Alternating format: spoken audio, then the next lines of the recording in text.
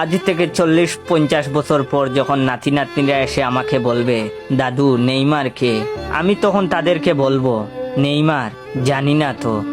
তখন তারা পিছন ফিরে চলে যেতে চাইলে আমি ওদের ডাক দিয়ে বলবো, শুন তাহলে, নেইমার সে তো এক মুকুটবিহীন রাজা ছিল, তার দাপটে কেঁপে উঠত সারা বিশ্ব, সে ছিল ব্রাজিলের গর্ব।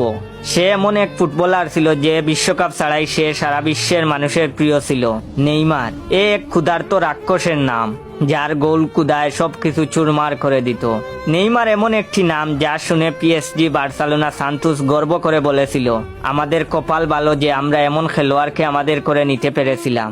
নেইমার সে ছিল কোটি কোটি ছেলেদের রাত জাগার কারণ, সে ছিল কোটি কোটি মেয়ের ফুটবল ভালোবাসার কারণ। নেইমার সে তো ব্রাজিলের সাও পাওলো শহরের গর্বের নাম, মায়ের গর্ভে আসা থেকে শুরু করে জীবনের শেষ সময় পর্যন্ত ইনজুরি নিয়ে লড়াই করা যোদ্ধার নাম। নেইমার সে যে কতটা ভালো বন্ধু তা বিশ্ব চ্যাম্পিয়ন মেসি ভালো বলতে পারবে। নেইমার মেসি, রোনালদোর মতো তারকার বীরে দূর থেকে জ্বলতে থাকা নক্ষত্র, কোটি কোটি ভক্তের কান্নার কারণ ওই নেইমার। সে ছিল ফুটবল ইতিহাসের এমন অভিনেতা যে কিনা দোষ না করেও দোষী হয়েছে।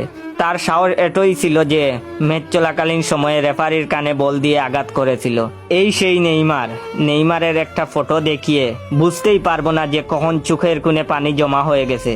নাতি নাতনিরা বলবে, দাদু তুমি কাঁদছো কেন? আমি তখন তাদের বলবো, না রে কাঁদিনি, এটা শান্তির পানি। তাদের বলবো, তোদের একটা জিনিস দেখাই, ওই বাক্সটা নিয়ে আয় তো। বাক্স খুলে দেখাবো নেইমারের সাথে তোলা ছবি আর নেইমারের স্বাক্ষরিত একটা হলুদ রঙের জার্সি।